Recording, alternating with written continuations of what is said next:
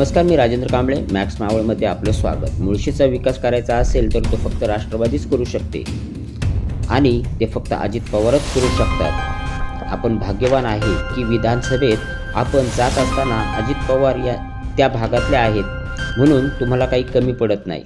राज्यात अनेक आमदार आहेत, मात्र मुळशीला अधिकचा निधी अजितदादांनी दिला आहे.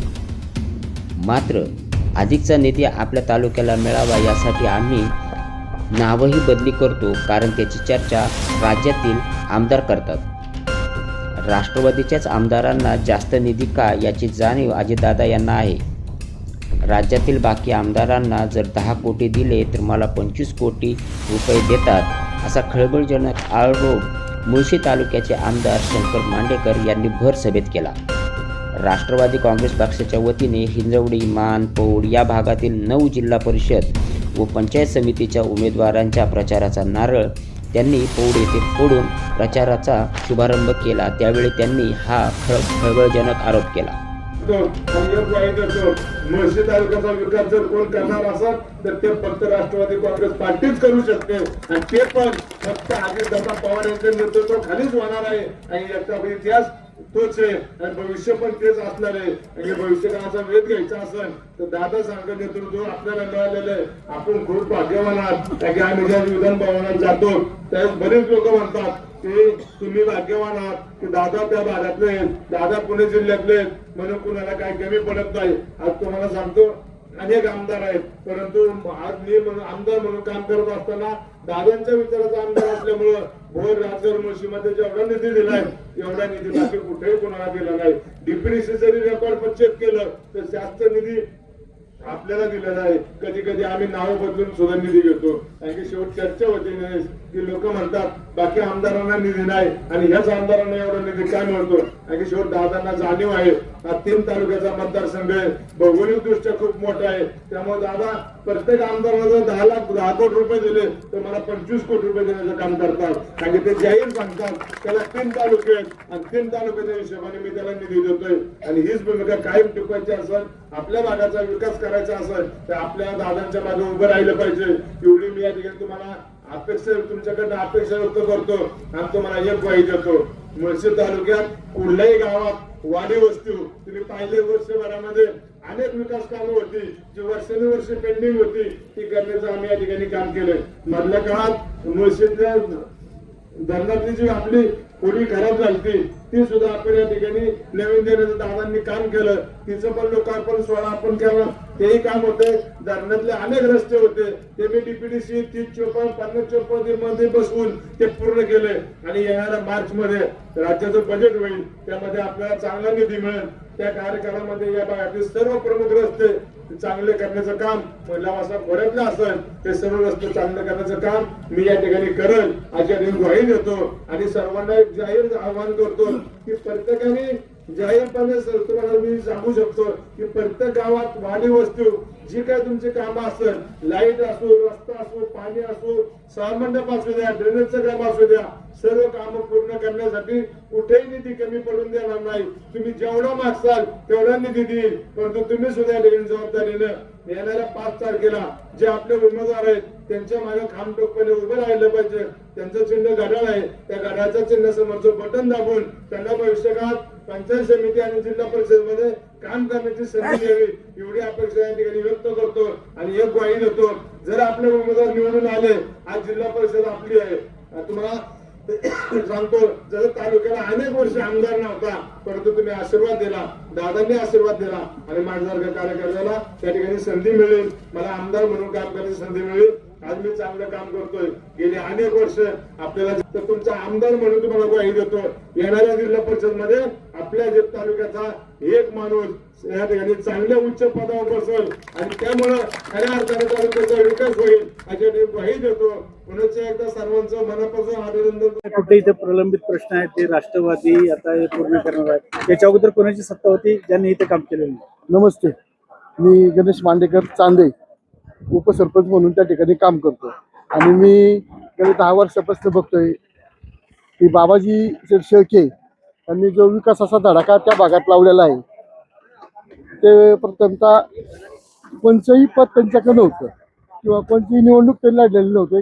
गावचे सरपंच म्हणून त्यांनी हरिनाम सप्ताह असेल, त्याच प्रकारे ह्या भागातील पाण्याची समस्या असेल, दवाखान्याची समस्या असेल, लोकांना अडचण रात्र जाऊन त्यांनी ते शंकर भाऊंच्या माध्यमातून सोडवण्याचा त्यांनी मोठ्या प्रकारे प्रतिसाद मिळवलेला आहे. त्याचबरोबर मोठ्या प्रमाणात त्यांना त्या भागातील जनतेचा प्रतिसाद आहे.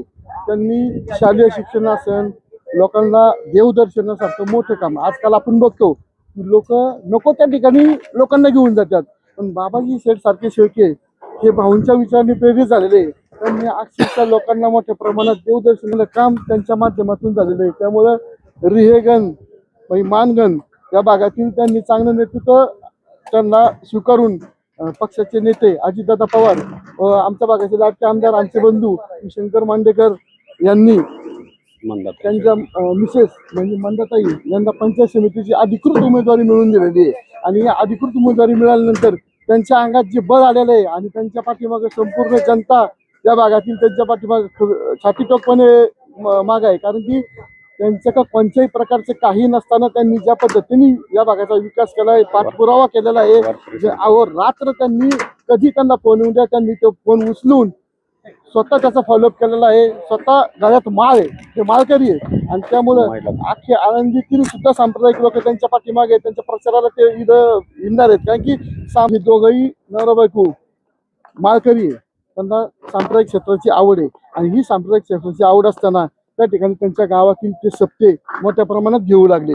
मोठे मोठे साधू संत त्या ठिकाणी येऊ लागले आणि ह्याच्या प्रेरित होऊन ही जी आमच्यासारखी तरुण पिढी आहे की त्यांना एक मार्गदर्शन मिळालं की आपण कोणत्या बाजूला गेलं पाहिजे. आणि सांप्रदायिक बाजूला सांगायचं म्हणलं तर त्यांनी पूर्णपणे सांप्रदायिक क्षेत्राचंच काम जास्त करणे पुढे गेले. त्यामुळे जी तरुण आमच्यासारखी सामान्य मुलं आहेत ती सर्वपणे याच्याशी प्रेरित झालेली आहेत की आपल्याला जे मार्गदर्शन मिळतंय ते चांगलं सांप्रदायिक मिळतंय आणि ते स्वीकारलेलं आहे. त्यामुळे ह्या दोन्ही नवरा बायकोंचा मी कौतुक करतो की ह्यांनी खरोखर या भागातील कायापालट केलेला आहे. आणि हे जर 100% निवडून येणार आणि हे पंचायत समितीवरती सभापती म्हणून पण काम करणार आणि ह्या वार्डचा विकास खऱ्या अर्थाने त्यांच्या दोन्ही नवरा बायकोच्या हाताने होणार. आणि त्याला सहकार्य आमच्यासारखे सर्वसामान्य कार्यकर्ता व आमदार शंकरभाऊ मांडेकर यांचे राहणार. यात कुठली हे होणार नाही. आपलं नाव? मी गणेश मांडेकर, सरपंच चांदे. काय सांगणार सर, कोणत्या प्रभागातून आपल्या मिसेस जे आहे त्या उभ्या आहे आणि कशा पद्धतीने कुठले मुद्दे जे घेऊन तुम्ही निवडणुकीला पुढे जाताय? मानगणातून माझ्या पत्नी सौ मंदाताई बाबाई शेळके या अधिकृत उमेदवार राष्ट्रवादी काँग्रेस पक्षाच्या वतीने उभे आहेत. पालकमंत्री अजितदादा पवार व आमचे लोकप्रिय आमदार शंकरभाऊ मांडेकर यांच्या मार्गदर्शनाखाली आम्ही गेले अनेक वर्षापासून ह्या प्रभागामध्ये काम करीत आहोत. गेले 5 ते 6 वर्षापासून गावातील आमच्या भागातील विकास कामे, रस्ते, लाईट, पाणी व सांप्रदायिक क्षेत्रामध्ये गावोगावी सांप्रदायिक आमच्या भागातील सप्ते असो कुठं काय असो रात्रंदिवस आम्ही धावपळ करून प्रत्येक गावाच्या विकासासाठी पाठपुरावा करीत आहोत. पण काय सांगणार सर, तुम्हालाच का निवडून द्यायला पाहिजे? काय काय कामं केले आतापर्यंत? का इथले जे प्रलंबित प्रश्न कुठले? गेले 5 वर्षापासून आम्ही सांप्रदायिक क्षेत्रातील असो व आरोग्याची लोकांची सेवा असो हे अनेक प्रश्न गावोगावी आम्ही मार्गी लावले आहेत. तरी माझ्यावर एक जनतेचा असा विश्वास आहे मला की सांप्रदायिक क्षेत्रात आम्ही दोन्ही माझी पत्नी मंदा आणि मी दोन्ही सांप्रदायिक क्षेत्रामध्ये भरपूर आतापर्यंत काम करीत आलो आहोत.